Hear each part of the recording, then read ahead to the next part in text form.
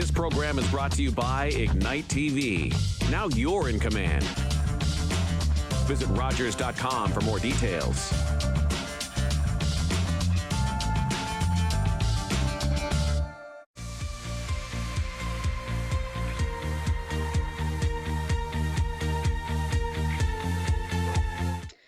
Welcome to Community Close-Up. I'm your host, Sharen Skelly, and today's guest is Marcia Cunningham, and Marcia is the Executive Director of the Roxy Theatre. Welcome, Marcia.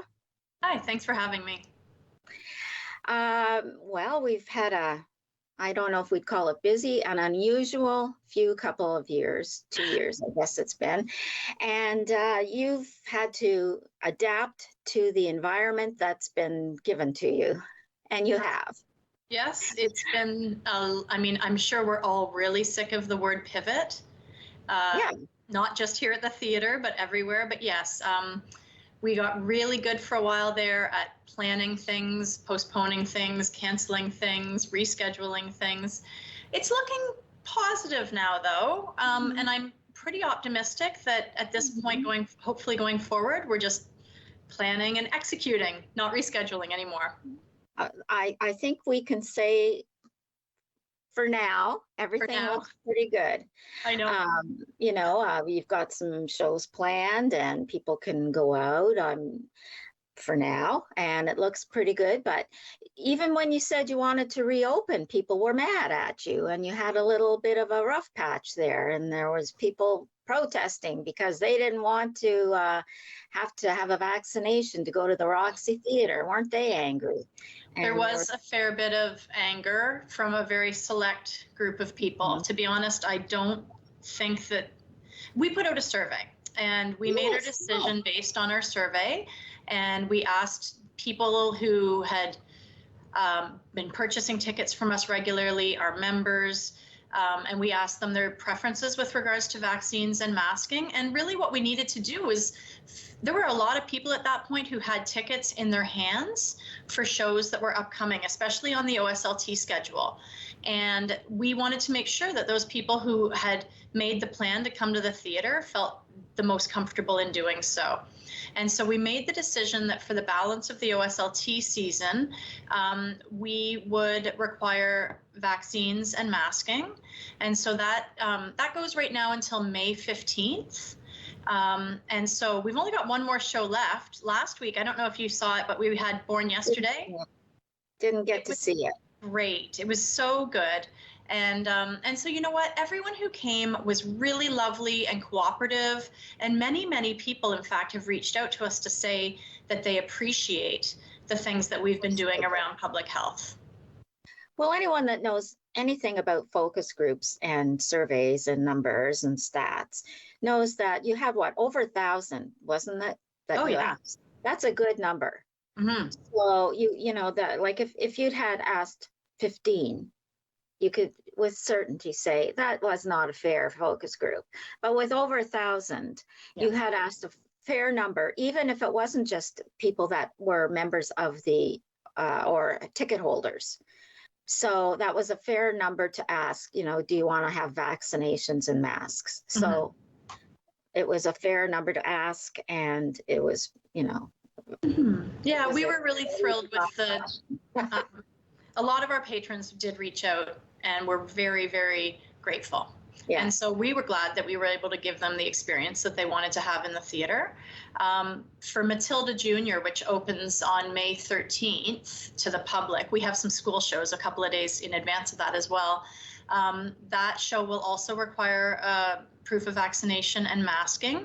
And then with that show, just as we have with the other OSLT shows, we've put in place a socially distanced seating plan. So if you buy 2 tickets, then the system automatically puts in an empty seat beside you, and then there's the next group. So you're never sitting at an OSLT show shoulder to shoulder with somebody, and I think our patrons really appreciated that as well. We've got some rentals coming up in June, like music stuff, and those are being sold full capacity because that's what we're hearing from those folks and those promoters, that they want and need. They need to see full capacity in order to bring those acts in. Mm-hmm. That's what they need to break even or whatever, and that's their choice. Yes. And whoever wants to go see it can sit the way they want, knowing that that's what they'll get. That's right. Yep. So we're just really trying to be clear in our messaging and really transparent. And anyone who has questions is more than welcome to call the box office or call me to discuss it. Yeah. I'm sure you're getting so tired of that, but it'll be over soon, as they say. I think so. I think it will be. Hopefully. Yeah. So you've gotten through that, and you had one show. And you've got Matilda Jr. coming up. What's that show? I know Lacey's directing it, isn't it? Or producing it? Well, directing and producing it. Lacey Mooney. Does she go by Mooney now? I think she still does. So she's doing that. It's her first time, isn't it? I don't know. Honestly, she's directed lots of youth programs. In fact, my middle kid, Ellie, was in Tarzan that she put on because Lacey used to run a youth theater company herself. This is the first production that the Roxy Young Company is putting on through the Owen Sound Little Theater. And so that's the youth group that we, that Lacey and some other really hardworking and visionary volunteers created with the support of the OSLT board. And of course, no better time to start a brand new program than like smack dab in the middle of a pandemic. Of course. Yeah. Why not? Why not? I mean, yeah, it's like, why not open a restaurant during that time or something? You know. But the program's gone so well. We've had, we ran summer camps last summer. They were great. Then we ran a program we call Act 1 and Act 2. So that's like a weekly theater program for the kids where they come in and they learn all the different elements of theater. And then the Act 2 program is the team of kids that are actually creating Matilda Jr. And so they are the cast and some crew of Matilda Jr. that hits the stage next week. We've also got summer camps coming up with the Roxy Young Company here at the theater. And we're looking to firm up our plans for next fall as well. And we're really hoping to expand the program because it's been so well received. And what it's told us is that, you know, families and kids need stuff to do that is creative and collaborative, and they want to be in the theater. And so we're doing our best to accommodate that. Very good. So while we're talking about children and summer camps and that, is that what you have planned for the summer? You have summer programming. Yeah, so the youth program runs, currently we're set to run 2 camps, 2-week segments, the first 2 weeks of July and the second 2 weeks of July. And this time we divided them into younger kids and older kids. And I think the younger kid one's already sold out. So that's pretty amazing. And then in August, we won't really be doing too much in the theater. We're going to use that month to make some necessary repairs that need to be done and give staff and volunteers a bit of breathing room before we hit the fall. Right. So you think then that the program is full? Not the whole program. One of the 2 sessions appears to be full, but that said, maybe we'll add another session. It's all in flux right now. I just saw that email 2 minutes before we got on the phone, but definitely the camps are very popular. Okay, so if someone wants to enroll their child, they would go onto the Roxy Theatre website. That's right. Yeah. And then find the camp program and go from there. Absolutely. Okay, then anything else planned for the summer?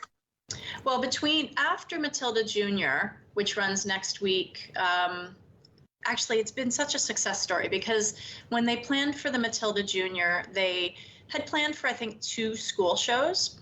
And we sold those school shows out within hours of the email going out to educators. And so the team was really great and flexible, and they added on an additional 3 school shows. So we've sold out 5 school shows. And so we're really excited at the opportunity for all those kids from Grey Bruce to get to come into the theater and see some quality live theater. And the kids on stage are so excited because many of their classmates are able to come watch them as well. Right. Yeah, that'll be fun. Yeah, it is exciting for them to have their friends see them when they're performing. Absolutely. Now you have some entertainment shows that are going to be performers that are going to be coming to the Roxy. Do you know? Can you remember offhand without I stuck them on the wall in front of me. That's good because I can't remember unless I have it in writing. Yeah. So we've got the Earth Film Festival, which is run by the Grey Sauble Conservation Authority. Okay. And that is May 19th. And the tickets for that are on sale right now. The focus of these shows are on the monarch butterflies, and there's 2 movies that are being shown. And there's school tickets available for that as well, actually, during the day that we're selling. We've got a Shania Twin, who is a tribute to Shania Twain. That was rescheduled because she, some of the shows we've got coming, we had to reschedule from January when the lockdown happened again. So she's, I think, going to be a really good one. We've got a comedian, Derek Edwards, coming May 27th. He's pretty funny. I watched him. Are you familiar with him? No. No, I think he's going to be good. We've got the Mudmen. The Roxy presents the Mudmen on May 28th, and that's a hugely popular show here. There are still some tickets available, and you can get those on the website as well. But are you familiar with the Mudmen, with that Hilton? Yeah. Yeah. They're good, eh? Yeah, they're good. Very good.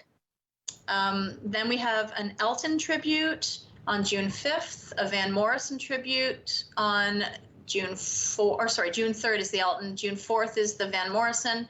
We've got Hotel California, which I think was scheduled earlier and now we rescheduled, and that's June 9th. That's an Eagles cover band. And they're a really popular one as well. And then I'm already looking into the fall because we had to postpone some shows from January and move them into the fall. So that schedule is already online and available as well if people want to take a look at the website. I won't list them all off now, but okay, so you've got it's going to be pretty busy for the summer. Yes, that's going to take us to the end of June. Then for July we've got the camps. Then in August we're going to have a breather, and then we're back in September with these things. So yeah. Did you end up doing the outdoor theater last year? No, they did not end up doing that, unfortunately. Oh, because that sounded like a good idea. Yeah, I think there were just a number of logistical issues between the team members, so unfortunately wasn't able to go forward. Oh, yeah. Because I thought, oh, that sounds really good, going to see theater outdoors. But so tell me, do you need volunteers, or are you fully, do you have a full complement of volunteers? No, we do not. We would always appreciate more volunteers. The Owen Sound Little Theater is, largely run by volunteers. I mean, we've got staff, we've got myself and 2 other staff here, Emma and Tiffany, who are amazing. And we kind of are like, doing we're like the ants, but they're I don't know. I can't come up with a good analogy, but there's a ton of volunteers here. Yeah. So we need people from, really all elements of the theater. Front of house is a popular way that people get involved, especially people who like to come in and see the productions. And maybe if they're not able to afford to pay for all the plays, they can come in and be front of house and usher for a show and get to see the show in their responsibilities as front of house. We need people to help out on the bar. So that would be another area. We've got all kinds of teams. Wardrobe. If you're interested in reading plays, you could join the playbill team and help the team to make the decisions about what's coming next to the theater. There's a building team. Oh, there's a set building team. You should see our sets for this Matilda Junior. It's incredible. It's very tall. So there's no shortage of teams that are here. And what I find really interesting is that there's something for everybody. Yes. The folks that want to be on stage, they can go be on stage and audition for things and perform. But there are so many more people behind the scenes making OSLT work. Right, right. So if you want to volunteer, how do you do that? So you could become a volunteer member. We just overhauled our membership over the last year. And so we have 2 tiers of membership. We have a supporting member and we have a volunteer member. Both of them are $20. And the main difference is that the volunteer member has the opportunity to volunteer and vote at our AGM. And so you can purchase your volunteer membership on our website or by calling the box office. When you do purchase the volunteer membership, there's a little questionnaire and it asks you what areas of interest you have. And then someone from the membership team will reach out to you as well. And if you indicate that you've got interest in, say, makeup, someone from the makeup team should reach out to you as well to welcome you and talk about, how you might get involved in that team. I see. So that's how you do it. Do you need donations? Yeah, we recently ran a campaign, donation campaign in the theater. We did like a Have a Seat campaign, and that was a fun one. But yes, we're always in the need for donations. The Owen Sound Little Theatre is a registered charity, and it's a nonprofit theater. And this last couple of years has been really tough. Obviously, we've been closed for much of it. We were fortunate in that we got some government assistance as well, and that's been hugely helpful. But this is a big old building, and there's always things that need to be fixed in a big old building. And so we do really rely on the community and donations, especially when it comes to things like those larger projects. We're able to fund most of our operations from, the ticket sales and the things that we're doing on an ongoing basis. But it's when we start looking at the bigger things that fundraising really can come into play. Mm-hmm.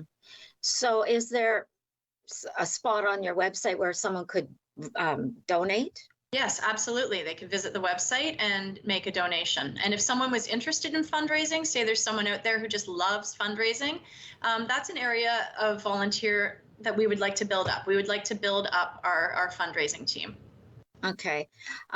What about sponsorships? Mm-hmm. So we offer sponsorships for the season, and thank you for bringing that up. So do you mind if I give a shout out to No. Thanks. So the season sponsors for the OSLT season this year were the Little Family, Brand Realty, and Tamming Law. And so they sponsored the entire season, which, as you know, is kind of like a hodgepodge because it was some of stuff that was planned before the pandemic and some stuff after. And those folks stepped right up and supported the theater with season sponsorships. And then we have show sponsorships as well, which we really rely on. And those help us to pay for the rights for the shows. And for Matilda Jr., the Kiwanis was a supporter of that show, as was Trudy Moyce, or as is, because it's next week, right. Trudy Moyce at Royal LePage. Mm-hmm. Very good. Yes. Well, basically, I say this all the time, and I must say it on almost every show or every second show. Things in the community run on donations and volunteers. Absolutely. It just seems that way, and everything runs. Yep. Things operate. The show goes on. The event goes on, and how does it go on? By volunteers and charitable donations. Mm-hmm. Absolutely. And this is not a rich community. We have some. The people in this community do not. The incomes are not big, but people are generous. Mm-hmm. Yeah, we've been really grateful to the community for supporting the theater. People are generous with their money, with what they make, and with their time. Mm-hmm. People are very generous with their time, and they aren't all retirees. There's a lot of people that are younger that, they find an interest and they go with it, and they donate their time, they volunteer, they make the theater go, they make the Festival of Northern Lights go, they make, I mean, there's so many, I don't even want to go into it because I might insult someone, but that's what makes us, that's what makes our community tick, that's what makes us happy. Yes. During times of a pandemic, yeah. So that we can watch things virtually. So that we can do these things, mm-hmm. and have culture, mm-hmm. and tourism, mm-hmm. Absolutely, and recreation. Mm-hmm. I know that before I moved to Owen Sound, this, like, we live down in Flesherton. I don't live in Owen Sound. I live in Flesherton. But this was always where I would come to see things, right? And to do things is Owen Sound. And you listed off a whole bunch of things that I've brought my kids to over the years. And certainly they came to the Roxy and to the Owen Sound Little Theatre a lot over the years to perform or to participate or as in the audience. And so all of those things, you're absolutely right, were supported by volunteers to make happen. Mm-hmm. It's been pretty amazing. We just turned over the set, and when I say we, I mean the volunteers, because not me. We collectively. The collective we, yeah. They built this incredible set for Born Yesterday, which closed on Saturday night. And some of the set team, I believe, was here till after midnight that night. And then all of the next day, and again, I think they're out there hammering away right now to transform that set into the set for Matilda Jr. And the dedication of so many people is just really, really heartwarming. Mm-hmm. It is. But someone who's involved in theater will do that just because of their love of theater. And they know that people will come and enjoy it. Mm-hmm. And I heard rave reviews on that production. Oh, did you? Yeah. It was great. I heard it was really good. It was great. Yes. And I've no doubt that Matilda will be great too. Mm-hmm. Absolutely. I know Lacey's involved. I'm sure she's the director. Yes, she is. Yes, she's the director. I didn't know if you were asking if it was the first place she had directed. I'm sure she said on her Facebook page that this is the first time she's directing. Okay. So, with the Owen Sound Little Theatre, it may be. I think she's directed other things on other ventures she did. But, So this will be amazing for her, and it'll be fun to see her doing that for her first time with Owen Sound Little Theatre. She's done other productions, but this will be the first time for that, and she's amazing too. So absolutely, we're really, really lucky to have Lacey, and the kids, are so drawn to her, and she does such a great job at really getting the best out of them and giving them a really good experience. My child, Ellie, my middle kid, has done a lot of stuff with Lacey, both on stage and when Lacey was directing and some youth programming in the past, and just loved working with her. So we're really excited. And you can see by the success of the youth program that, the community, parents and kids really want for there to be a strong and vibrant youth program here. And, So it's been really, really exciting because it was nerve-wracking to start that in the pandemic. Oh, definitely. I'm sure it was. And theater is a way for children, of course, to express themselves, but any child to express themselves. They don't have to be very theatrically inclined. I mean, it's just anyone can participate. And they don't have to be an actress or an actor. They can be lighting, sound, costuming, whatever they want, like you said, set design, and find that what they are enjoying doing, and makeup, and choreography, if that's what they want, and find whatever talent or interest they want to be in theater and go with it. And they may find that that's what they want to do in their career. Yeah. And if they don't do it for a career and they just do it for a few years and it's fun and they meet people and it's safe and creative, like that's great too. Like just the experience that, one of the things that's so interesting about arts education and experiences in the arts is that it provides you with skills that you're going to use forward, So let's say I'd been in a bunch of plays. Well, now I'm here on television with you. Like those skills translate. Yes, and it gives you confidence, and it doesn't have to be, like you say, necessarily your career, but it does give you confidence, and it gives you, it just gives you skills, like you say, that you can use going forward. I remember when my kids were in my son particularly was in high school, but even my daughter in high school, they're quite an age difference. My son was in theater, and it was a real hodgepodge of kids. The football team captain and like the soccer team captain and, you know, my son, and they all wanted to be in theater. Like they were all together. Yeah. And they were all doing the play, the school play. It was really fun to see all these different kids. They would never have gotten together otherwise, and they all became friends. So it's really fun to watch, and absolutely. I really like that because, you know, it was the thing to do. Yeah. And they all got together and did it and got along and made new friendships, and you know it's something that they could carry on with that friendship because they met doing theater. Absolutely. Fun. Yeah. So it's really something to encourage if your children are interested in it. It takes a lot of time because, you know, once they start into a play, you have to be dedicated. You can't miss out. You can't say, oh, well, I don't want to go today because you made a commitment. You've got to be there. It's just like hockey. Absolutely. Yeah. That's one of the things that's great about our Act 1 and our Act 2 programs because they're once a week. And so for a lot of kids, that's very, very manageable schedule. It has gotten a bit hectic because Act 2 turned into Matilda Junior, and we're going to look and see what we want to do next season, if we run the programs the same way or if the team wants to shift a little bit, because we also do think that there are some kids that just want to come once a week and do their thing and then and not be part of a huge production like Matilda Junior. So now what age group was that, Act 1 and Act 2? I would have to double check, but I think it's from around 8 to 18.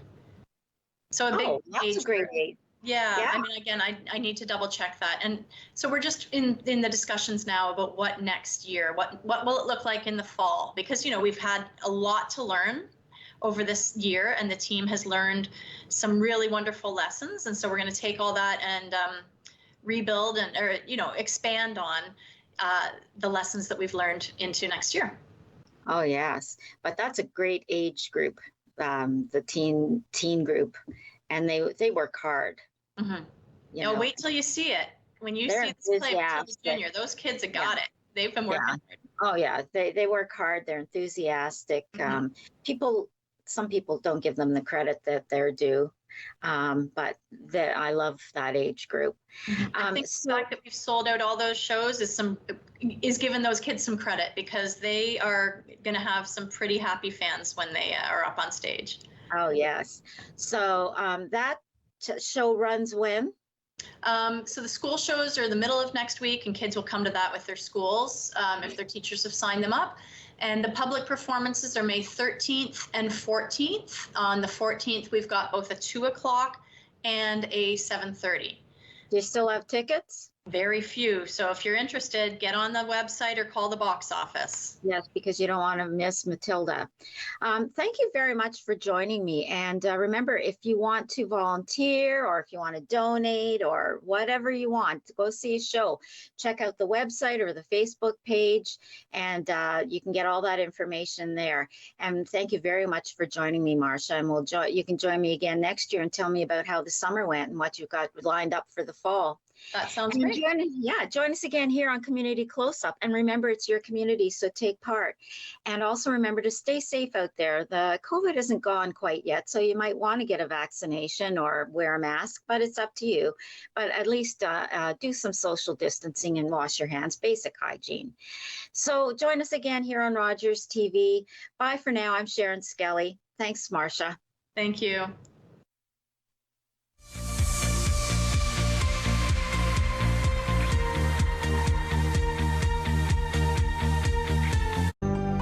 Call the Rogers TV viewer response line, email us, or connect with us on social media.